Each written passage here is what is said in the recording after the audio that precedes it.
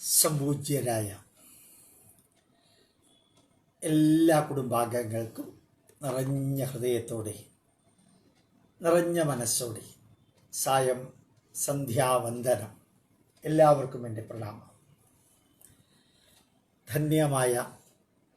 ധന്യമായ ഓരോ ദിവസവും കടന്നു പോകുന്നു. കഴിയുന്നത്രയും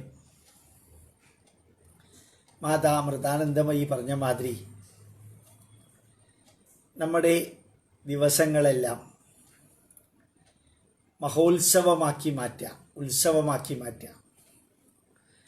കരയാനും ദുഃഖിക്കാനും തളരാനും എല്ലാം നിന്നാൽ,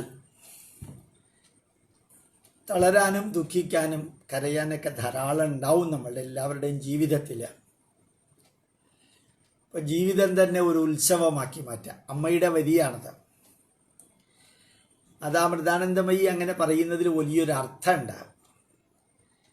കാരണം ഒരു യൂണിവേഴ്സിറ്റി തന്നെ 35,000 വിദ്യാർത്ഥികൾ പഠിക്കുന്ന, അധ്യാപകർ പഠിപ്പിക്കുന്ന അനവധി സെൻറ്ററുകൾ, അനവധി അനാഥാലയങ്ങൾ, വൃദ്ധസദനങ്ങൾ, മെൻ്റലി ഹാൻഡിക്യാപ്ഡ് ആയിട്ടുള്ള ദിവ്യാംഗരുടെ അനാഥാലയങ്ങൾ, വീട് വെച്ച് കൊടുക്കൽ, യാത്ര.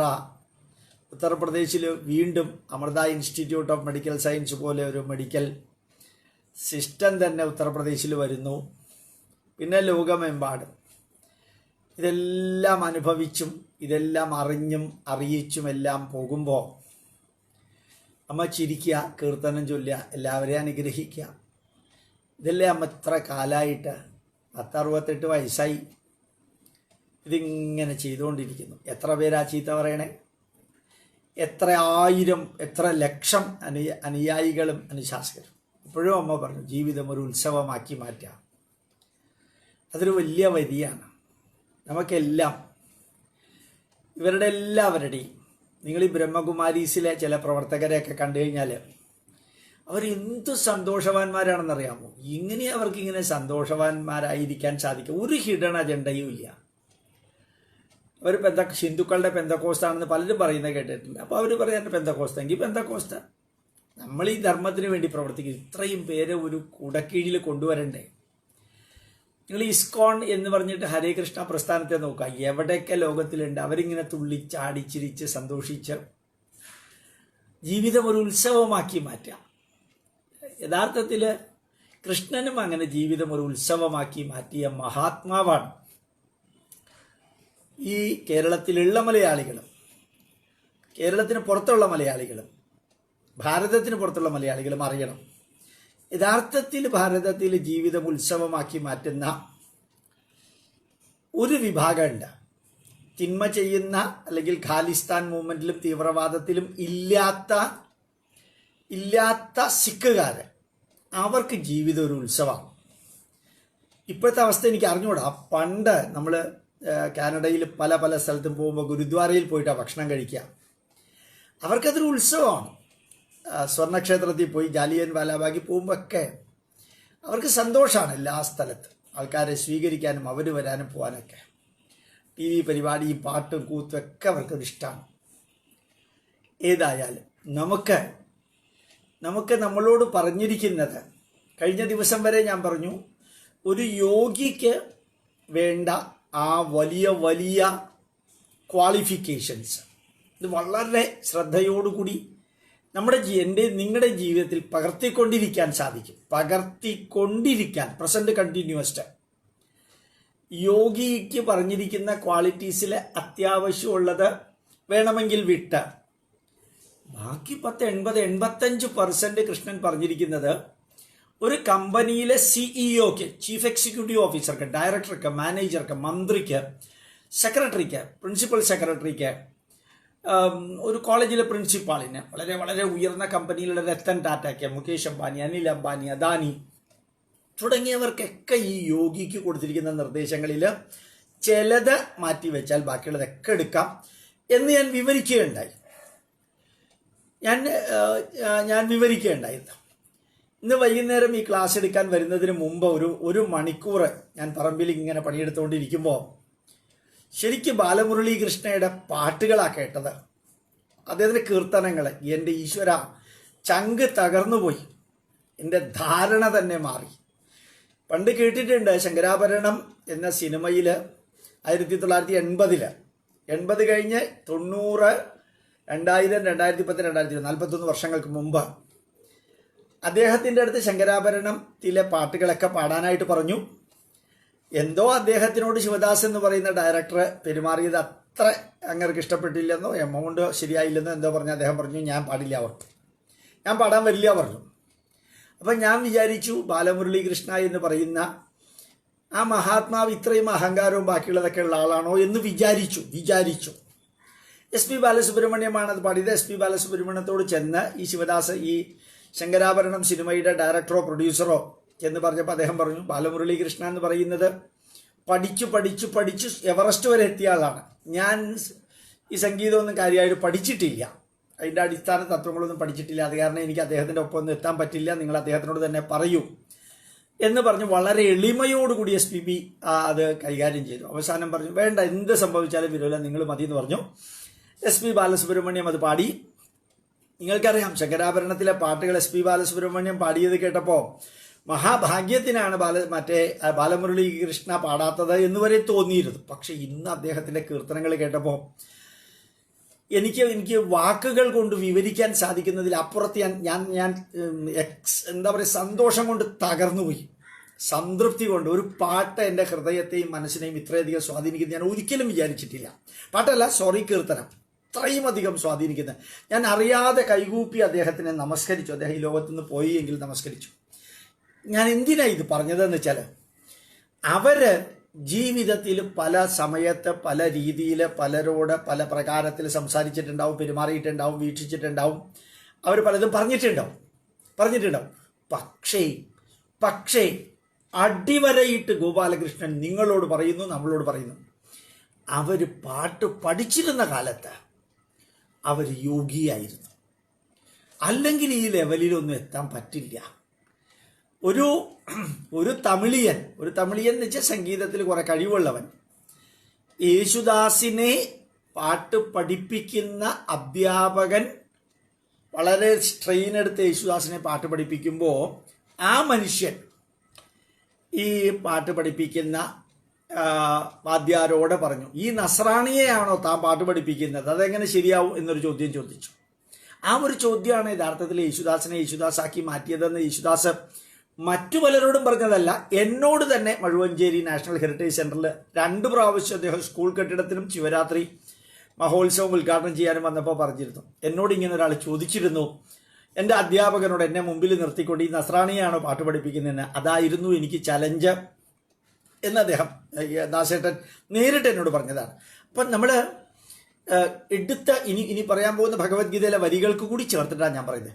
അതായത് നിങ്ങൾ ഒരു CEO ആവട്ടെ, അല്ലെങ്കിൽ MD ആവട്ടെ, അല്ലെങ്കിൽ ചെയർമാൻ ആവട്ടെ, ഒരു സെക്രട്ടറി ആവട്ടെ എന്നൊക്കെ നേരത്തെ പറഞ്ഞല്ലോ, ആ ലെവലിൽ ഇരിക്കുന്ന നിങ്ങൾക്കും യോഗിക്ക് വേണ്ടി കൃഷ്ണൻ കൊടുത്തിരിക്കുന്ന ഉപദേശങ്ങളിൽ ഒരു 10-15% മാറ്റിവെച്ച് 80-85% വരെ എടുക്കാവുന്നതാണ്. അതൊരു കണ്ടീഷൻ.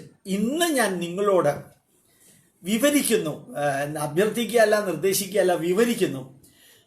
നമ്മൾ ശരിക്കും പറഞ്ഞു കഴിഞ്ഞാൽ ഒളിമ്പിക്സിൽ സ്വർണം കിട്ടിയ ആളെയും നരേന്ദ്രമോദി വിളിച്ചു വളരെ കാര്യമായിട്ട് അഭിനന്ദിച്ചു, വെള്ളി കിട്ടിയവരെയും അഭിനന്ദിച്ചു, ഓട് കിട്ടിയവരെയും അഭിനന്ദിച്ചു, ഒന്നും കിട്ടാത്തവരും അവർ ചെയ്ത പ്രവൃത്തിയോടും അഭിനന്ദിച്ചു. അപ്പോൾ അവര് ഈ മെഡൽ കിട്ടാൻ വേണ്ടി ശ്രമിച്ചിരുന്ന കാലത്ത് അവരെ എടുത്ത മഹാദൗത്യത്തിനെ ഫോക്കസ് ചെയ്തിട്ടായിരുന്നു നരേന്ദ്രമോദി അവരെ അഭിനന്ദിച്ചത്. മെഡലിനെ അല്ല അഭിനന്ദിച്ചത്. അത് കിട്ടും. പക്ഷെ നിങ്ങൾ അതിൻ്റെ പുറകിലെടുത്ത മഹായജ്ഞം എത്ര കാലം? 24 മണിക്കൂർ എടുത്തിട്ടില്ല. ഒരു യോഗിയാണെങ്കിൽ 24 മണിക്കൂറും അങ്ങേര് യോഗിയാവണം. ചെയർമാൻ ആണെങ്കിൽ 24 മണിക്കൂർ അങ്ങേര് ചെയർമാനാണ്. MD ആണെങ്കിൽ 24 മണിക്കൂർ MD ആണ്. MD managing director, medical MD അല്ല ഞാൻ ഉദ്ദേശിച്ചത്, മാനേജിംഗ് ഡയറക്ടർ.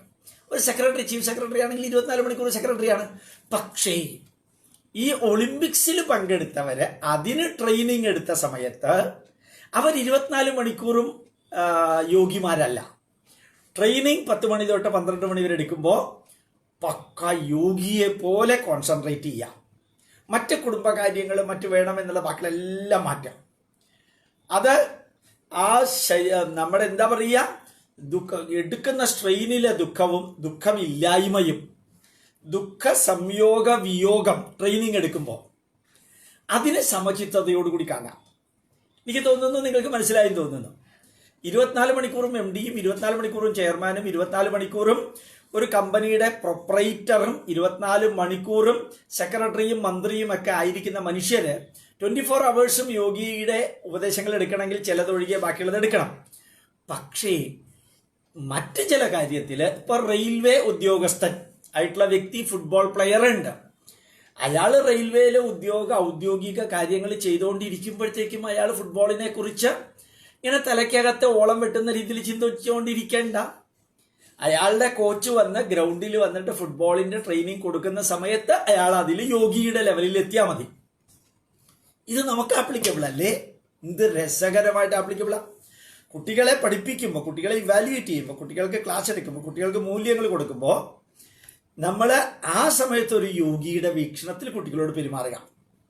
നമ്മൾ ഓഫീസിൽ വലിയ വലിയ ഉത്തരവാദിത്തങ്ങൾ ഏറ്റെടുക്കുന്ന സമയത്ത് അവിടെ ഒരു യോഗിയെ പോലെ പെരുമാറുക. Why, what, when, where, who, whom, how എന്ന 7 ചോദ്യങ്ങളിൽ നമുക്കുള്ള 2 എണ്ണമാണ്. വാട്ട് ആൻഡ് ഹൗ, അതാണ് പ്രധാനപ്പെട്ടത്. Why, what, when, where, who, whom, how 6 W ഒരു H ചേർന്നതാണ് ഇംഗ്ലീഷിലെ മലയാളത്തിലെ ഏതിലെയും ക്വസ്റ്റ്യൻ ഇംഗ്ലീഷിൽ ചോദിക്കുകയാണെങ്കിൽ. അതിൽ what you are doing and how you are doing അത് ഒരു യോഗിയെ പോലെ ആവാം. വേണമെങ്കിൽ ഒന്നുകൂടി ചേർക്കാം, when you are doing, when and only when you are doing be a yogi. വളരെ രസമായിട്ട് എനിക്ക് തോന്നി.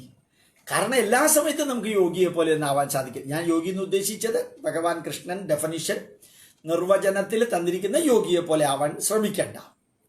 അപ്പോ എന്താ ഭഗവത്ഗീതയുടെ സ്കോപ്പ് എന്ന് നോക്കാം. പെർമനന്റ് ആയിട്ട് യോഗികളായിട്ട് ജീവിക്കുന്നവർക്ക് യോഗിയുടെ മുഴുവൻ ആവശ്യമില്ല, കുറേ അധികം നിർദ്ദേശങ്ങൾ ആവശ്യമുള്ള ടോപ്പ് കമ്പനിയിലുള്ള വ്യക്തികൾക്ക് 2ാമത്തെ കാറ്റഗറി. 3ാമത്തെ കാറ്റഗറി ജീവിതത്തിൽ വളരെ വളരെ ക്രൂഷ്യൽ ആയിട്ടുള്ള കാര്യങ്ങൾ ചെയ്യുന്ന സമയത്ത്, ഇപ്പോൾ ജാവലിൻ ത്രോ ചെയ്യുന്നു അല്ലെങ്കിൽ ഷോർട്ട് പുട്ടിൽ എത്തുന്നു, ആ ട്രെയിനിങ് എടുക്കുന്ന സമയത്തും അതിൻ്റെ അപ്പുറത്തും ഇപ്പുറത്തും ഒരു യോഗിയെ പോലെ നല്ല സ്ട്രോങ് മൈൻഡോടുകൂടി പ്രവർത്തിക്കാം. ഇത് പവർഫുൾ ആയിരിക്കില്ലേ? ഇത് പവർഫുൾ ആയിരിക്കും. ജീവിതത്തിൽ അത് പങ്കെടുക്കാൻ സാധിക്കും. നമ്മുടെ വീട്ടിനകത്ത് അമ്മയ്ക്ക് സുഖമില്ല, അച്ഛന് സുഖമില്ല, ഭാര്യയ്ക്ക്, ഭർത്താവിന്, മകൾക്ക് ഇത് തന്നെ തലയിൽ വെച്ചുകൊണ്ട് നമ്മൾ കരഞ്ഞുകൊണ്ടിരിക്കുകയാണെങ്കിൽ നമ്മൾ എവിടെ ചെന്നിട്ട് അവസാനിക്കുക? ജീവിതം മുഴുവൻ അയാളോ അനുഭവിക്കുന്നു, നമ്മളും അനുഭവിക്കുന്നു. നമ്മൾ യഥാർത്ഥത്തിൽ തളർന്നു പോവില്ലേ, വരണ്ടു പോവില്ലേ നമ്മൾ?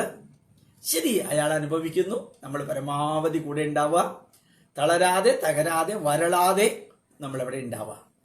ബാക്കിയുള്ളത് നമ്മൾ യോഗി അല്ലാത്ത അവസ്ഥയിൽ ആ ഒരു കാര്യങ്ങൾ ചെയ്യുന്ന സമയത്ത് യോഗിയെ പോലെ. എത്ര നല്ല സന്ദേശമാണെന്ന് എനിക്ക് പെട്ടെന്ന് തോന്നിയതാണ്. ആ ബാലമുരളീകൃഷ്ണ ആയാലും യേശുദാസ് ആണെങ്കിലും പഠിച്ചിരുന്ന കാലത്ത് 3 മണിക്ക് എഴുന്നേറ്റിട്ട് ഒരു 10,000 യോഗിയുടെ ലെവലിലിരുന്ന് ആ സംഗീതം പഠിച്ചത് കൊണ്ടല്ലേ അവർക്കിന്ന് ശരിക്കും ഈവൻ അവർ വീട്ടിലിരുന്ന് മസാല ദോശയും കഴിച്ചു, ബാക്കിയുള്ളതെല്ലാം കഴിച്ചു, പാട്ടിന് പോയി, 6 മണിക്ക് പോയി, 7 മണിക്ക് അവിടെ എത്തി, തബലയും ഓർക്കസ്ട്രയൊക്കെ റെഡിയാക്കി 6:30 മണിക്ക് എന്തൊരു മഹാനുഭാവലു എന്ന പാട്ട് പാടാൻ തുടങ്ങി. അതിനു മുമ്പ് അവർ യോഗിയുടെ വേഷത്തിൽ വേണ്ട, ഈ കച്ചേരി കഴിഞ്ഞതിന് ശേഷവും യോഗിയുടെ വേഷത്തിൽ വേണ്ട, കച്ചേരി സമയത്തും പഠിക്കുന്ന കാലഘട്ടത്തിലും ഒരു യോഗിയെ പോലെ. അത് എളുപ്പമല്ലേ നമുക്ക്? അതല്ലേ ശരിക്കും എളുപ്പം നമ്മളെ പോലെയുള്ളവർക്ക്? എത്ര ഭംഗിയായിട്ടാണ് കൃഷ്ണൻ അത് വിവരിച്ചിരിക്കുന്നതല്ലേ. ഇനി നമുക്ക് ഭഗവത്ഗീതയുടെ യഥാർത്ഥത്തിലേക്ക് ഒന്ന് കടക്കാം. കഴിഞ്ഞ ദിവസം നമ്മൾ അവസാനിപ്പിച്ചത്, ഒന്നുകൂടി വിവരിക്കാം. അവസാനിപ്പിച്ചത് 6-ാം അധ്യായത്തിൽ 23-ാമത്തേതിലെ ആദ്യത്തെ ശ്ലോകം. തം, ആ ഒരവസ്ഥ, വിദ്യ, അറിയുക. അങ്ങനെ ഒരു അവസ്ഥയുണ്ട്. ഏതവസ്ഥ? ദുഃഖ സംയോഗ വിയോഗം. ഞാൻ കുറച്ചു മുമ്പ് നിങ്ങളോട് പറഞ്ഞ അതേ വരി ഞാൻ ഇവിടെ എടുക്കാം. ഏതെങ്കിലും ഒളിമ്പിക്സിൽ ഒരു മെഡൽ കിട്ടാൻ വേണ്ടി സ്ട്രെയിനായിട്ട് ഭക്ഷണം കഴിക്കാതെ ഓവർലോഡായിട്ട് ജയിക്കുമോ തോക്കോ എന്നൊന്നും അറിഞ്ഞുകൂടാ. മെഡൽ കിട്ടുമോ, മെഡൽ കിട്ടിയില്ലെങ്കിൽ സമൂഹം എന്ന് പറയും, കിട്ടിയാൽ ഓട് കിട്ടിയാൽ എന്ത് പറയും, വെള്ളി കിട്ടിയാൽ എന്ത് പറയും, സ്വർണം കിട്ടിയാൽ എന്ത് പറയും. ഇത് തന്നെ തലയ്ക്കകത്ത് വെച്ചുകൊണ്ട് ഇങ്ങനെ ഡിസ്റ്റർബ്ഡ് ആയിട്ടിരിക്കുന്ന ഒരു വ്യക്തിക്ക് ഒരു യോഗിയുടെ വീക്ഷണം ആ സമയത്ത് നിങ്ങൾ കൊണ്ടുവന്നു വിചാരിക്കാം. വിദ്യ ദുഃഖ സംയോഗ വിയോഗം, രണ്ട് വാക്ക്. ദുഃഖ സംയോഗ വിയോഗം, അത് യോഗ സംജ്ഞിതം. അപ്പൊ യോഗിയുടെ അവസ്ഥ എന്ന് പറയുന്നത് യോഗ സംജ്ഞിതം, യോഗിയുടെ അവസ്ഥ എന്ന് പറയുന്നത് വിദ്യ.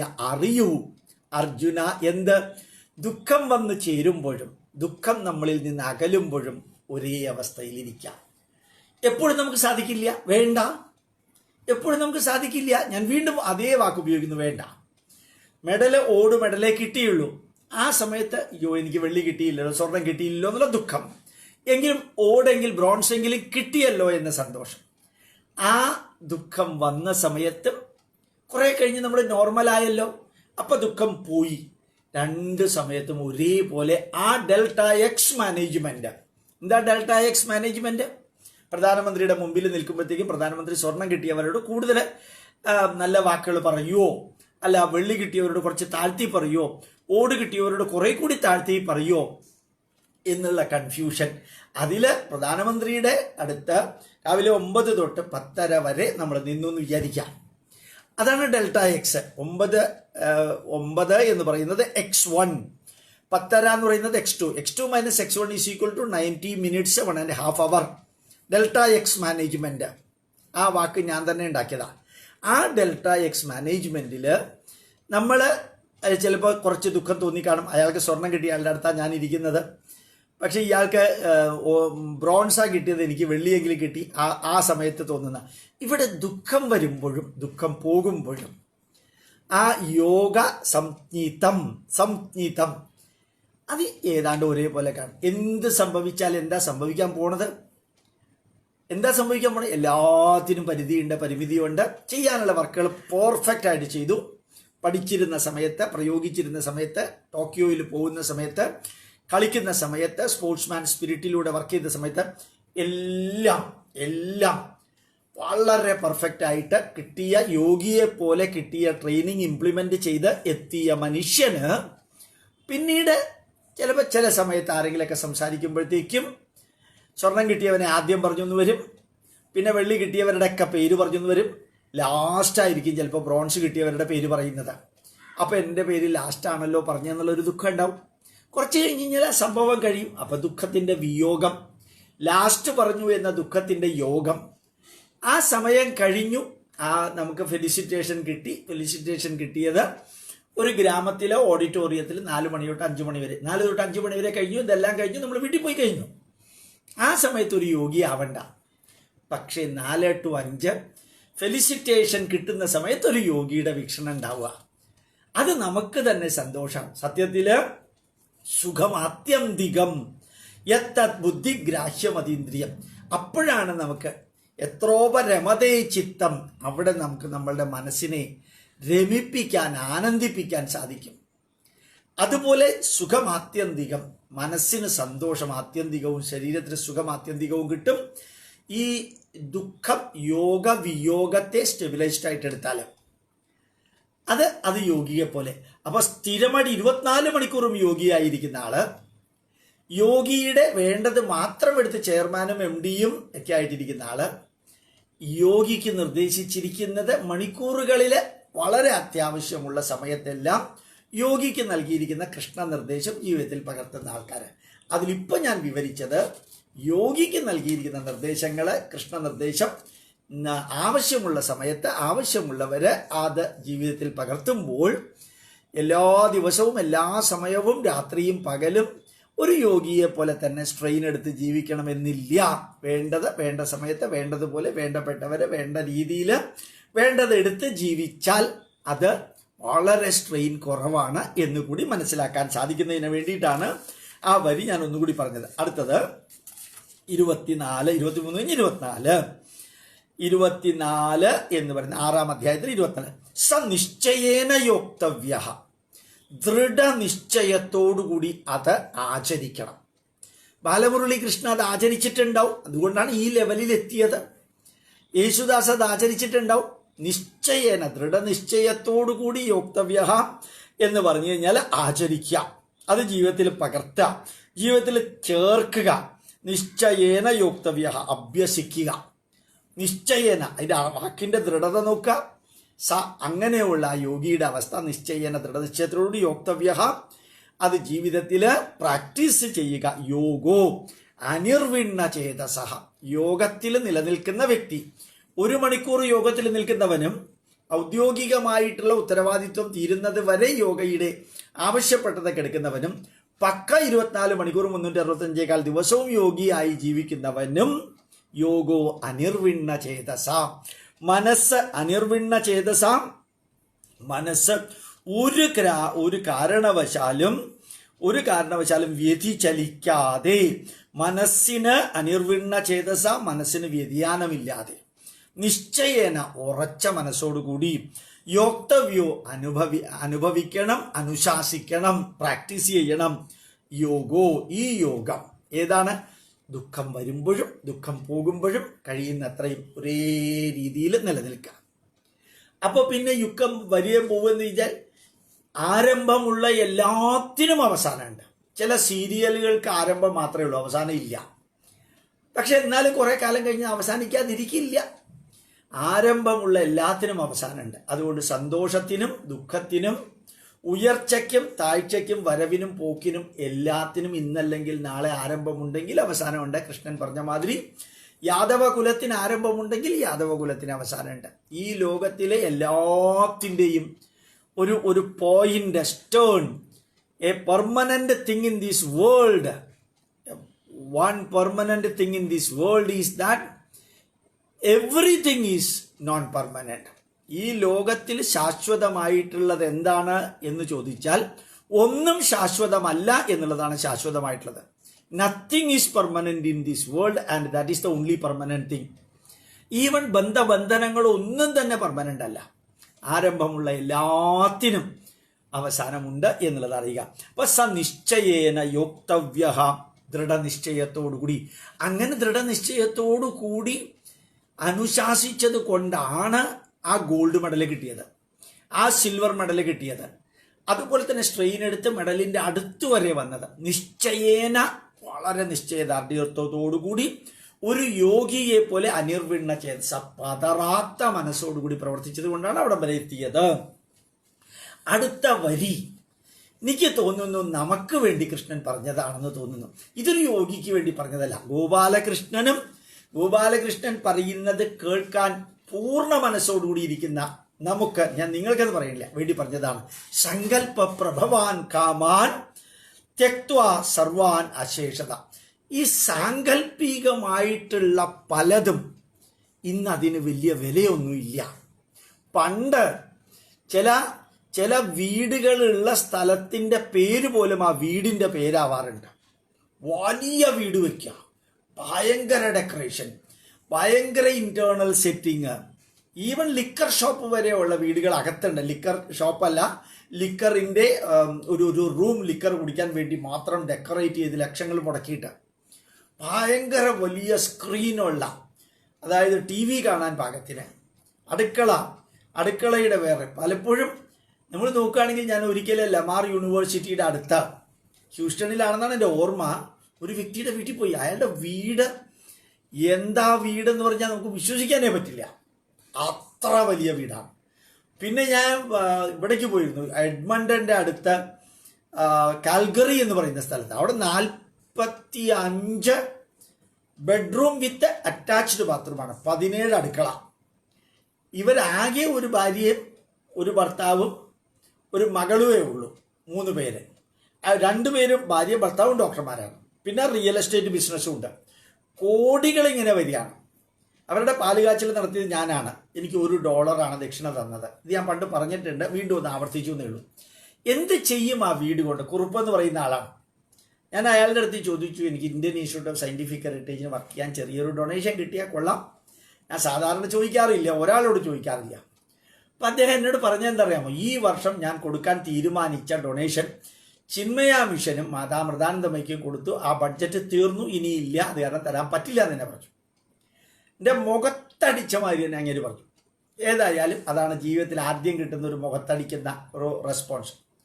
ഏതായാലും ഞാൻ പറയാൻ കാരണം എന്താ വെച്ചാൽ, ഈ സങ്കല്പ പ്രഭവാൻ കാമാൻ, ഒരു വലിയ വീട് വെച്ചാൽ, വീട്ടിനകത്ത് അൾട്രാ മോഡേൺ ഡെക്കറേഷൻ വെച്ചാൽ, ഭയങ്കരമായിട്ടുള്ള ഒരു കാറ് വാങ്ങിച്ചാൽ, 4-5 കാറ് വാങ്ങിച്ചാൽ, മക്കളെ വലിയ വലിയ ഭയങ്കര വലുതായിട്ടുള്ള സ്കൂളിൽ പഠിപ്പിച്ചാൽ, അല്ലെങ്കിൽ അവർക്ക് ആവശ്യമായിട്ടുള്ള അൾട്രാ മോഡേൺ, മോസ്റ്റ് മോഡേൺ ആയിട്ടുള്ള സൗകര്യങ്ങളെല്ലാം കൊടുത്താൽ, ഞാൻ ജീവിതത്തിൽ കുറേയധികം ബുദ്ധിമുട്ട് അനുഭവിച്ചു. എൻ്റെ മക്കൾ ഒരു കാരണവശാലും ബുദ്ധിമുട്ട് അനുഭവിക്കരുത്, വേദനിക്കരുത്, വിശക്കരുത്, അവർ വെയിലത്ത് പോകേണ്ടി വരരുത്, അവർക്ക് എല്ലാ സുഖ സൗകര്യങ്ങളും കൊടുക്കണം എന്ന് പറഞ്ഞ് സങ്കല്പ പ്രഭവാൻ കാമാൻ. എന്തൊരു നല്ല വാക്കാണത്. പ്രഭവാൻ കാമാൻ, കാമാൻ പ്രഭവാൻ എന്ന് പറഞ്ഞാൽ മതിയായിരുന്നു. സങ്കല്പം, എന്ത് സങ്കല്പം എന്ന് പറയാൻ കാരണം, ഞാൻ ഈ ഇന്നലെയും മിനിഞ്ഞാന്നും ഇന്നും രാവിലെ പോസ്റ്റ് ചെയ്തപ്പോഴത്തേക്കും ഒരു പോസ്റ്റിംഗ് ചെയ്യണമെന്ന് വിചാരിച്ചു. നമ്മുടെ കേരള മുഖ്യമന്ത്രി, ആ മനുഷ്യൻ കേൾക്കുന്ന കരിം പച്ച തെറി, എത്ര 40 ചാനലുകളാണ് രാപ്പകലിട്ട് അടിച്ചു വിടുന്നത്. മിനിമം ഒരു ദിവസം ഒരു 3 എണ്ണമെങ്കിലും. ഇങ്ങനെ ഒരു കസേരയിൽ ഒരു മുഖ്യമന്ത്രിയായിരുന്ന് ഈ പച്ച തെറി എല്ലാവരിൽ നിന്നും കേൾക്കേണ്ടി വരുന്നത്, അത്ര കേട്ട കസേരയിൽ ഇരിക്കാൻ എന്ത് സുഖമാണുള്ളത് ആരാധ്യനായ പിണറായി വിജയൻ സാറേ എന്നൊന്നെനിക്ക് ചോദിക്കണമെന്നുണ്ട്. ഞാനൊരു കസേരയിൽ ഇരിക്കുമ്പോഴത്തേക്കും നല്ല വാക്കുകൾ, നല്ല അഭിനന്ദനങ്ങൾ, അനുഗ്രഹങ്ങൾ, ആശീർവാദങ്ങൾ ഇതൊന്നും കിട്ടിയില്ലെങ്കിലും കുഴപ്പമില്ല. പക്ഷെ കരിം പച്ച തെറി ഞാൻ കേൾക്കേണ്ടി വരുമ്പോൾ ഞാൻ പിന്നെ എന്തിനാ ഇങ്ങനെ ആ സ്ഥാനത്തിരിക്കുന്നത്? മിണ്ടാതെ ചുമ്മാ വീട്ടിനകത്തിരുന്നാൽ പോരെ? നമ്മൾക്കൊരു അവാർഡ് കിട്ടുമ്പോഴത്തേക്കും ഒരാൾ, ഞാൻ പറയുകയുണ്ടായിട്ടുണ്ട് കുറേ കാലം മുമ്പ് പറഞ്ഞു, തിരുനെൽവേലിയിലോ നെല്ലൂരോ ഒരാൾ അയാളുടെ അവാർഡ് റിട്ടേൺ ചെയ്തത് 37 വർഷം മുമ്പ് കിട്ടിയ അവാർഡ് ഇയാൾക്ക് കിട്ടിയെന്ന് ആർക്കും അറിഞ്ഞുകൂടാ. റിട്ടേൺ ചെയ്തപ്പോൾ പത്രമാധ്യമങ്ങളിൽ, അവാർഡ് വാപസ് ചെയ്തപ്പോൾ പത്രമാധ്യമങ്ങളിൽ പേര് വന്നപ്പോൾ അയാൾക്ക് ഭയങ്കര സന്തോഷമായി. അപ്പോൾ ഈ അവാർഡ് കിട്ടുമ്പോഴത്തേക്കും, സർട്ടിഫിക്കറ്റ് കിട്ടുമ്പോഴത്തേക്കും ലോട്ടറി അടിക്കുന്നതിനെ കുറിച്ചല്ല, സർട്ടിഫിക്കറ്റ് കിട്ടുമ്പോഴും പ്രൊമോഷൻ കിട്ടുമ്പോഴത്തേക്കും വലിയ വലിയ ഉത്തരവാദിത്വത്തിലൊക്കെ വരുമ്പോഴത്തേക്കും സമൂഹം നമ്മളെ കുറച്ച് വിലയിരുത്തുന്നു, ബഹുമാനിക്കുന്നു, ആദരിക്കുന്നു എന്നുള്ളത് കൊണ്ടാണല്ലോ നമ്മൾ ഇതിനു വേണ്ടി രാപ്പകൽ കഷ്ടപ്പെടുന്നത്. ഒരു IAS-കാരനാകണം, IPS-കാരനാകണം, IFS-കാരനാകണം എന്ന് പറഞ്ഞത്, ഒരു പട്ടാളക്കാരനാകണം എന്ന് പറഞ്ഞിട്ടൊക്കെ പോകുന്നത്, ഇത്രയും കഷ്ടപ്പെടുന്നത് മനസ്സിന് കിട്ടുന്നൊരു ആത്മസംതൃപ്തിയല്ലേ? അതൊന്നുമില്ലാതെ ഇത്രയും തെറി കേട്ടോണ്ട് ഈ 4.25 വർഷം ഇനിയും ഉണ്ട്, 100 ദിവസമേ കഴിഞ്ഞിട്ടുള്ളൂ. ആ കസേരയിൽ ഇരിക്കുമ്പോൾ എന്ത് ആസ്വാദ്യതയാണ്. ചൊവ്വേ നേരെ ഉറങ്ങാൻ പറ്റാനുണ്ടോ? മാത്രമല്ല, ഇങ്ങനെ തെറി പറയുന്നത് ഭാര്യ കേൾക്കില്ലേ, മകള് കേൾക്കില്ലേ, മരുമകൻ കേൾക്കില്ലേ, മകൻ കേൾക്കില്ലേ? നമ്മുടെ ഹിന്ദു ധർമ്മത്തിന് വേണ്ടി പറയുമ്പോഴത്തേക്കുള്ള തെറി എന്നെ പറയുന്നത് എൻ്റെ മകനും മകളും ഒക്കെ ചിലപ്പോൾ കേൾക്കാറുണ്ട്. കാരണം അച്ഛൻ ഈ നാടിന് വേണ്ടി, ധർമ്മത്തിന് വേണ്ടിയാണ്. ഇത് തട്ടിപ്പും വെട്ടിപ്പും ചതിയും വഞ്ചനയും പറ്റിക്കലും തട്ടി എല്ലാ നെഗറ്റീവും ചെയ്തുകൊണ്ട് കേൾക്കുന്ന തെറിയാണ്. രണ്ടും വ്യത്യാസമുണ്ട്, 2 തെറിയാണെങ്കിലും. അപ്പം ആ കസേരയിൽ ഇരിക്കുമ്പോൾ കിട്ടുന്ന ഗ്ലോറി, ഇപ്പൊ VS അച്യുതാനന്ദനെ ആരെങ്കിലും മൈൻഡ് ചെയ്യാറുണ്ടോ? G സുധാകരനെ ആരെങ്കിലും മൈൻഡ് ചെയ്യാറുണ്ടോ? MM മണിയെ ആരെങ്കിലും മൈൻഡ് ചെയ്യാറുണ്ടോ? പഴയ കാലത്ത് എത്ര പേരുണ്ട് ആരെങ്കിലും മൈൻഡ് ചെയ്യാറുണ്ടോ? അനന്തശിവയ്യർ എന്ന് പറയുന്നിട്ട് മാവേലിക്കരയിൽ ഒരു വ്യക്തിയുണ്ട്. അപ്പം അദ്ദേഹം അവിടെ ഇരിക്കുമ്പോൾ ഒക്കെ ഞങ്ങൾ കാണാൻ പോകും. ഇപ്പൊ അദ്ദേഹത്തിന്റെ ഭാര്യ ഒറ്റയ്ക്കാണ്. അനന്തശിവയ്യരും മരിച്ചു. അദ്ദേഹത്തിന്റെ ഭാര്യ പറയാ, ഗോപാലേഷ, അയ്യര് മരിച്ചതിന് ശേഷം ഒരാളും ഇവിടേക്ക് വരുന്നില്ല, ഞാൻ ഇങ്ങനെ ഒറ്റയ്ക്ക് ഇരിക്കുകയാണ്. ഇപ്പൊ ഞാൻ എന്തൊരു ജീവിത ഗോപാലേഷ, ഒരാൾ ഫോൺ വിളിക്കണ പോലും ഇല്ല ഗോപാലേഷ, ഒന്നും പറയണില്ല ഗോപാലേഷ, എനിക്ക് കരച്ചിൽ വരുന്നു, മരിച്ചാൽ മതി എന്നാ ഗോപാലേഷ എനിക്ക് തോന്നുന്നത്. ഞാൻ എന്തിനാ അവിടെ ജീവിക്കണേ? അയ്യരുണ്ടായിരുന്നപ്പോഴത്തേക്ക്, സാറുണ്ടായിരുന്നപ്പോൾ എല്ലാവരും വരുമായിരുന്നു, കുറേ അധികം ഇതാക്കുമായിരുന്നു, ചായ കുടിക്കുമായിരുന്നു. ഞാൻ വിചാരിച്ചു അവർക്ക് എന്നോടും ബഹുമാനം ഉണ്ടാവുന്ന. ആ സാറ് പോയതോടുകൂടി എന്നെ ആർക്കും മൈൻഡില്ല ഗോപാലേഷ, സാധിക്കുന്ന സമയത്തെല്ലാം ഞാൻ വരാം, അല്ലാണ്ട് അതിൽ കൂടുതൽ എനിക്ക് പറ്റില്ലല്ലോ എന്ന് പറഞ്ഞു. അതോടുകൂടി കൊറോണയും വന്നു. പിന്നെ എനിക്ക് അങ്ങോട്ട് ഒരു സ്ഥലത്തേക്കും പോക്കില്ലാതെയായി. അതായത് ഇങ്ങനെ ആൾക്കാർ കാണുന്നു, ബഹുമാനിക്കുന്നു, സ്നേഹിക്കുന്നു, ക്ഷയിക്കാൻ കൊടുക്കുന്നു, നമസ്തേ പറയുന്നു, വീട്ടിൽ വരുന്നു, 2 വാക്കുകൾ പറയുന്നതൊക്കെ പോസിറ്റീവ് ആയതുകൊണ്ടല്ലേ. സങ്കല്പ പ്രഭവാൻ കാമാൻ ഈ സാങ്കല്പികമാണിത്, വന്നാലും വന്നില്ലെങ്കിലും ഒന്നും ഇല്ല എന്ന് പറഞ്ഞ്. പക്ഷെ അങ്ങനെയുള്ള സാങ്കല്പികമായിട്ടുള്ള കാമങ്ങൾ, ആഗ്രഹങ്ങളൊക്കെ ത്യക്ത്വാ സർവാനശേഷത.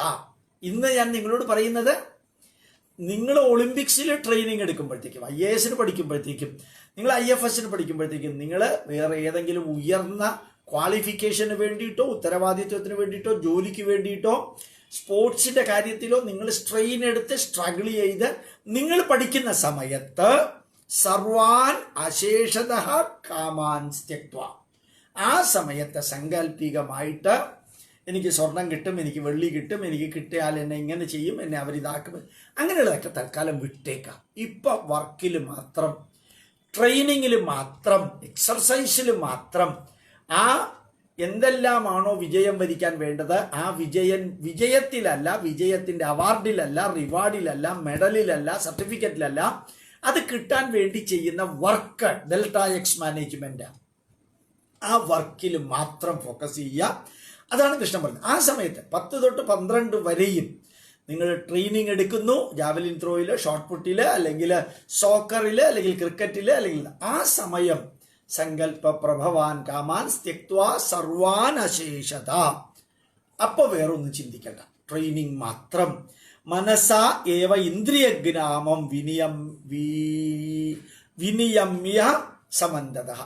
ഇന്ദ്രിയഗ്രാമം, എൻ്റെ ചെവി, കണ്ണ്, മൂക്ക്, നാക്ക്, ത്വക്ക്, ബ്രെയിൻ, എൻ്റെ ഹാർട്ട്, എൻ്റെ മനസ്സ്, എൻ്റെ ലങ്സ്, എൻ്റെ കൈകാലുകൾ എല്ലാം ഇന്ദ്രിയഗ്രാമം. ജ്ഞാനേന്ദ്രിയങ്ങളെയും കർമ്മേന്ദ്രിയങ്ങളെയും മനസ്സിലൂടെ പഠിപ്പിക്കുക. മനസ്സാകുന്ന ഗുരുവിനെ കൊണ്ട് ഇന്ദ്രിയങ്ങളാകുന്ന ശിഷ്യന്മാരെ പഠിപ്പിക്കുക. ബന്ധനം വേണ്ട, ബന്ധം വെച്ചുകൊണ്ട് പഠിപ്പിച്ച് പ്രചരിപ്പിച്ച് പ്രവർത്തിച്ച് പ്രതികരിക്കാൻ നിങ്ങൾ ചെയ്യുക. മനസ്സാകുന്ന ഗുരുവിനെ കൊണ്ട് ഇന്ദ്രിയങ്ങളാകുന്ന ശിഷ്യന്മാരെ പഠിപ്പിക്കുക.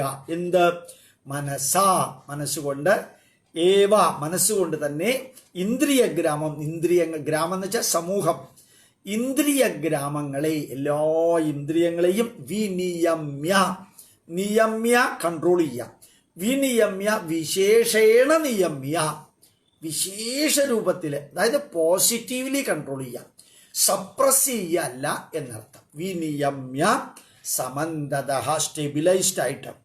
സമന്തത വളരെ വളരെ സർവത്ര പ്രസരിക്കുന്ന, സർവത്ര ശോഭിക്കുന്ന, കംപ്ലീറ്റ് ആയിട്ട് സപ്രസിങ് അല്ല, ഡിസ്ട്രക്റ്റീവ് കൺട്രോൾ അല്ല, ഈവൻ അക്കോമഡേഷൻ പോലും അല്ല, നമ്മളെ ഉൾക്കൊള്ളാൻ പഠിപ്പിക്കുക. എന്താ ഉൾക്കൊള്ളേണ്ടത്? ഇപ്പൊ ട്രെയിനിങ് മാത്രമാണ്. അത് കഴിഞ്ഞിട്ടാണ് കോമ്പറ്റീഷൻ വരിക. അത് കഴിഞ്ഞിട്ടാണ് ജയിക്കോ, ഫസ്റ്റ് കിട്ടോ, സെക്കൻഡ് കിട്ടോ, തേർഡ് കിട്ടോ, അതിനെക്കുറിച്ച് ഇപ്പോൾ മനസ്സോ ചെവിയോ കണ്ണോ മൂക്കോ നാക്കോ ത്വക്കോ ചർച്ചയ്ക്ക് ഇറങ്ങി പുറപ്പെടണ്ട. ഒരു യോഗിയെ പോലെ തൽക്കാലം ആ ട്രെയിനിങ് ഒരു ഉത്സവമാക്കി മാറ്റുക. ട്രെയിനിങ്ങിൽ ഫോക്കസ് ചെയ്യുക. ആ ട്രെയിനിങ് IAS കിട്ടുന്നത് വരെ. അത് കഴിഞ്ഞ് പിന്നെ തോന്നിയ മാതിരി ചെയ്യാന്നല്ല, അവിടെ ഒരു വലിയ യോഗിയുടെ റോളുണ്ട്. കളക്ടറുടെ കസേരയിൽ ഇരിക്കുമ്പോൾ ഒരു യോഗിയെ പോലെ എല്ലാ ഫയലുകളും പ്രാവർത്തികമാക്കുക. ഒരു യോഗിയെ പോലെ. എന്ത് രസാണല്ലേ! ഈ സ്വാമി ചിന്മയാനന്ദനോട് ചിന്മയാനന്ദൻ ദേഷ്യപ്പെടാറുണ്ട്. എനിക്ക് അദ്ദേഹത്തിനോട് ഏറ്റവും വെറുപ്പ് തോന്നിയ ഒരു സംഭവം ഉണ്ടായിട്ടുണ്ട്. ചിന്മയാനന്ദനോട് വെറുപ്പ് തോന്നിയൊരു സംഭവം പറയാൻ പാടില്ലാത്തതാണ്, എന്നാലും നമ്മൾ എല്ലാ കാര്യങ്ങളും തുറന്ന് പറയുന്നതുകൊണ്ട്. സ്വാമി ചിന്മയാനന്ദ അദ്ദേഹം കൊല്ലത്തെ ഒരു ഗംഭീര പ്രഭാഷണം നടത്തായിരുന്നു. ഗംഭീര പ്രഭാഷണം. ഞങ്ങളൊക്കെ ഉണ്ടായിരുന്നു, ഞാനുണ്ടായിരുന്നു. ട്രാൻസ്ലേഷൻ നടത്താൻ പരമേശ്വർജി ആയിരുന്നു. ഇദ്ദേഹം ഇംഗ്ലീഷിലാണ് പറയുന്നത്. ട്രാൻസ്ലേഷൻ നടത്താൻ പരമേശ്വർജി ഉണ്ടായിരുന്നു. അപ്പോൾ പരമേശ്വർജി വളരെ ഭംഗിയായിട്ട് ഇദ്ദേഹത്തിൻ്റെ ട്രാൻസ്ലേറ്റ് ചെയ്തു. ഒരു minute, 2 minute, 3 minute, 5 minute translation കഴിഞ്ഞപ്പോൾ ചിന്മയാനന്ദൻ ഈ സദസ്സിൻ്റെ മുമ്പിൽ വെച്ച് പരമേശ്വർജിയോട് പറഞ്ഞു, you are talking something and I am saying something else. If you cannot properly translate, I don't want any translator, I will tell in English. നിങ്ങൾ എന്തോ പറയുന്നു, ഞാൻ എന്തോ പറയുന്നു. ഞാൻ പറയുന്നതൊന്നുമല്ല നിങ്ങൾ ട്രാൻസ്ലേറ്റ് ചെയ്യുന്നത്. നിങ്ങൾക്കത് പ്രോപ്പറായിട്ട് ട്രാൻസ്ലേറ്റ് ചെയ്യാൻ പറ്റിയില്ലെങ്കിൽ നിങ്ങളുടെ സഹായമില്ലാതെ ഞാൻ പറഞ്ഞോളാം. അതൊരു പബ്ലിക്കിൻ്റെ മുമ്പിൽ വെച്ച് പരമേശ്വർജിയെ പോലൊരു മഹാരഥനോടാണ് അദ്ദേഹം പറഞ്ഞത്. ഞങ്ങൾ ഫ്രണ്ടിൽ ഇരുന്നുകൊണ്ട് ഞാനത് കാണുമായിരുന്നു, ഞങ്ങൾ കേൾക്കായിരുന്നു. ഞങ്ങൾ ശരിക്കും വിഷമം തോന്നിയിരുന്നു. പരമേശ്വർജിയുടെ അടുത്ത് പിന്നീട് കുറേ കാലം കഴിഞ്ഞതിന് ശേഷം ഞാൻ ചോദിക്കുകയുണ്ടായി. അപ്പോൾ പരമേശ്വർജി എന്നോട് പറഞ്ഞത്, അങ്ങനെ സംഭവം ഉണ്ടായോ? ശരിക്കും പരമേശ്വർജി അത് ഓർക്കണില്ല, അല്ലെങ്കിൽ പരമേശ്വർജി അത് മറക്കാൻ ശ്രമിച്ചു മറന്നു എന്ന് മാത്രമേ എനിക്ക് പറയാൻ പറ്റുള്ളൂ. അങ്ങനെ ഒരു സംഭവം ഉണ്ടായോ? ഞാൻ ഓർക്കണില്ലല്ലോ. അത് ഒരു ആർട്ടിഫിഷ്യൽ വാക്കല്ല, നാച്ചുറൽ ആയിട്ടാണ് പരമേശ്വർജി അത് പറഞ്ഞത്. അപ്പോൾ തന്നെ അഭിനന്ദിക്കണം, അനുമോദിക്കണം, അനുഗ്രഹിക്കണം ചിന്മയാനന്ദ സ്വാമി എന്നൊന്നും പരമേശ്വർജി വിചാരിച്ചിട്ടില്ല. സങ്കല്പ പ്രഭവാൻ കാമാൻ സർവാൻ ത്യക്ത്വ അശേഷത അദ്ദേഹം ഒന്നും പ്രതീക്ഷിച്ചിട്ടില്ല. അതുകൊണ്ട് ഞങ്ങൾക്ക് തോന്നിയ വിഷമം പോലും അദ്ദേഹത്തിന് തോന്നിയില്ല. പിന്നെ ഒരിക്കൽ ചിന്മയാനന്ദനോട് ഞങ്ങൾ നേരിട്ട് ഞാൻ തന്നെ ചോദിക്കേണ്ടത്, സ്വാമിയെപ്പോലെ അതും നമ്മുടെ ഇവിടെ എന്താ പറയുക, തമ്പാനൂരിനടുത്തുള്ള മാഞ്ഞാലിക്കുളം നികത്തി ഒരു വലിയ ഗ്രൗണ്ടാക്കിയതിന് ശേഷം, മാഞ്ഞാലിക്കുളം നികത്തി ഗ്രൗണ്ടാക്കിയിട്ട് അവിടെ അദ്ദേഹത്തിൻ്റെ പ്രഭാഷണം നടത്തുമ്പോൾ അസാധാരണമാം വിധത്തിൽ കന്യാസ്ത്രീകളും പള്ളിയിലച്ചന്മാരും വന്നിരുന്നു. ഒരു കണ്ടാൽ തന്നെ നമ്മൾ ഞെട്ടിപ്പോകും. ഇത്രയും കന്യാസ്ത്രീകളും ഇത്രയും അച്ഛന്മാരും സ്വാമിയുടെ പ്രഭാഷണം കേൾക്കാൻ വരുമ്പോൾ നമ്മൾക്ക് കുറച്ച് സ്റ്റേജ് അറേഞ്ച്മെൻറ്റിൻ്റെ റോൾ എനിക്കുണ്ടായിരുന്നപ്പോൾ ഞാൻ ചോദിച്ചു, സ്വാമി ഒരു ചോദ്യം ചോദിച്ചോട്ടെ? ചോദിച്ചോളാം. സ്വാമിക്ക് എന്തെങ്കിലും ദേഷ്യം വരുന്നത്, സ്വാമിയുടെ ലെവലിലുള്ളവർക്ക് ഇങ്ങനെ ദേഷ്യം വരാൻ പാടില്ലല്ലോ എന്ന് ഞാൻ ചോദിച്ചു. പെട്ടെന്ന് കിട്ടിയ സമയം കൊണ്ട് ചോദിച്ചാൽ അപ്പോൾ ഉടനെ പറഞ്ഞു, തൻ്റെ പേരെന്താണെന്ന് ചോദിച്ചു. ഗോപാലകൃഷ്ണ എൻ്റെ പോക്കറ്റിൽ മൂക്കുപൊടി ഉണ്ട്. ഞാൻ ആ മൂക്കുപൊടി എടുത്തിട്ട് കയ്യിലിട്ടിട്ട് അത് ഇത്തിരി മൂക്കിലെടുക്കും. അതുപോലെ അങ്ങനെ എൻ്റെ മൂക്കുപൊടി എടുത്ത് മൂക്കിൽ ഇടിച്ച് കയറ്റണ മാതിരി ആവശ്യത്തിന് പോക്കറ്റിലുള്ള ആ ഡപ്പിയിൽ നിന്ന് ദേഷ്യമെടുക്കും. ദേഷ്യം പ്രയോഗിച്ചു കഴിഞ്ഞാൽ ഞാൻ തിരിച്ച് ഡപ്പിയിലാക്കിയിട്ട് അകത്തിടും. പിന്നെ ഞാൻ നോർമലാണ്, ആവശ്യത്തിനേ എടുക്കുള്ളൂ, ആവശ്യമില്ലാത്തപ്പോൾ എടുക്കില്ല എന്നൊരു വരി പറഞ്ഞു. പക്ഷെ അതൊരു ന്യായീകരണമായിട്ട് എനിക്ക് തോന്നിയില്ല. ഏതായാലും എനിക്ക് നല്ലൊരു ന്യായീകരണം തന്നു എനിക്ക്. നമ്മളൊക്കെ ആ സമയത്ത് സങ്കല്പ പ്രഭവാൻ കാമാൻ സർവാൻ ത്യക്ത്വ അശേഷത, ആ സമയത്ത് ട്രെയിനിങ് കിട്ടുന്ന സമയത്ത്, ഇന്റർവ്യൂ സമയത്ത്, പഠിക്കുന്ന സമയത്ത്, റാങ്ക് കിട്ടാൻ വേണ്ടി പഠിക്കുന്ന സമയത്ത് മറ്റ് സാങ്കല്പികമായിട്ടുള്ള എല്ലാ ആഗ്രഹങ്ങളെയും തൽക്കാലം മാറ്റി വെച്ചിട്ട് എന്താ പറയാ, മാർച്ച് ഫോർവേഡ്. മനസ്സാ ഏവ ഇന്ദ്രിയഗ്രാമം, സകല ഇന്ദ്രിയങ്ങളെയും മനസ്സുകൊണ്ട് വിനിയമ്യ ഗ്ലോറിയസ്ലി കൺട്രോൾ ചെയ്തിട്ട്, വിശേഷേണ നിയമ്യ ഗ്ലോറിയസ്ലി കൺട്രോൾ ചെയ്തിട്ട്, സമന്തത സർവത്ര എല്ലാ പ്രകാരത്തിലും കൺട്രോൾ ചെയ്യാം. അതൊരു പോസിറ്റീവാണ് കേട്ടോ, കൺട്രോൾ എന്നുള്ള അർത്ഥത്തിൽ. അല്ലാണ്ട് ഡിസ്ട്രക്റ്റീവായിട്ട് അങ്ങ് സപ്രസ് ചെയ്യുക എന്നുള്ളതല്ല അർത്ഥം. അടുത്തത് 25 ശനൈഹി പതുക്കെ ഇങ്ങനെയൊക്കെ ആയിക്കഴിഞ്ഞാൽ ഒരു യോഗിക്ക് പഠിക്കുന്ന സമയത്ത് പഠിക്കുന്നത് മാത്രം, ട്രെയിനിങ് എടുക്കുന്ന സമയത്ത് ട്രെയിനിങ് എടുക്കുന്നത് മാത്രം, IAS പ്രിപ്പയർ ചെയ്യുന്ന സമയത്ത് IAS പ്രിപ്പയർ ചെയ്യുന്നത് മാത്രം, 2.5 മണിക്കൂർ പരീക്ഷ എഴുതുന്ന സമയത്ത് പരീക്ഷ എഴുതുന്നത് മാത്രം, ചാർട്ടേഡ് അക്കൗണ്ടന്റ് അക്കൗണ്ട് നോക്കുന്ന സമയത്ത് അക്കൗണ്ട് നോക്കുന്നത് മാത്രം, ജഡ്ജി വിധി എഴുതുന്ന സമയത്ത് മാത്രം എന്താണ്, മനസ്സാ ഏവ ഇന്ദ്രിയഗ്രാമം വിനിയമ്യ സമന്തത സർവത്ര നിയന്ത്രിച്ചിട്ട് ആ കർമ്മം ചെയ്യുന്നു. അങ്ങനെ നമ്മൾ ശീലിച്ചാൽ ശനൈഹി രൂപം ശനൈഹി രൂപരം ഏതത് ബുദ്ധ്യ ശനൈഹി രൂപരമേത് ബുദ്ധ്യ ധൃതിഗൃഹീതയ ബുദ്ധി പൂർണ്ണവിശ്വാസത്താൽ നിയന്ത്രിതമായിട്ട് ആത്മസംസ്ഥം കൃത്വ ശനൈ ക്രമേണ മെല്ലെ ഉപരമേതാണ്. അതെ, ശനൈഹി ഉപരമേത്, രുപരമേതല്ല, ഉപരമേത് എന്ന് പറഞ്ഞു കഴിഞ്ഞാൽ ശരിക്കും വളരെ കൃത്യമായിട്ട് നമ്മൾ പതുക്കെ ബന്ധനത്തിൽ നിന്ന് പതുക്കെ മോചിക്കും. ഇപ്പം എനിക്ക് ഏതാണ്ട് ആ ഒരു മനസ്സിനെ നിർത്താൻ ഗോപാലകൃഷ്ണൻ എന്ന് എനിക്ക് സാധിക്കുന്നുണ്ട്. നമ്മൾ ചെയ്യാൻ പറ്റുന്നതൊക്കെ ചെയ്യാം. വീട്ടിനകത്തും പുറത്തും എവിടെയാണെങ്കിലും ചെയ്യാൻ പറ്റുന്ന ഭംഗിയായിട്ട് ചെയ്യാം. അതിനിടയ്ക്ക് ചിലപ്പോൾ ചിലർ ചീത്ത പറയും, തെറി പറയും, ചിലർ അഭിനന്ദിക്കും. എന്തായാലും ഞാൻ എൻ്റെ കർത്തവ്യം അങ്ങ് ചെയ്തുകൊണ്ട് പോവാ.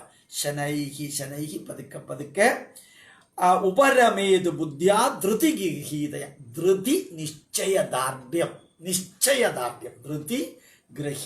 നിശ്ചയദാർഢ്യം കൊണ്ട് നമ്മൾ കൺട്രോൾ ചെയ്ത ബുദ്ധി, മനസ്സിൻ്റെ ചേട്ടൻ ബുദ്ധിയാ ധൃതിഗൃഹീതയ ഉറച്ച തീരുമാനമെടുക്കാൻ കപ്പാസിറ്റിയുള്ള ആ വ്യക്തിത്വത്തിൽ ബുദ്ധി പ്രയോഗിച്ച് പതുക്കെ ഈ സങ്കല്പ പ്രഭവാൻ കാമാൻ ത്യക്ത്വ, സാങ്കല്പികമായിട്ട് വലിയ ഒരു വീട് വേണ്ടേ സാറേ?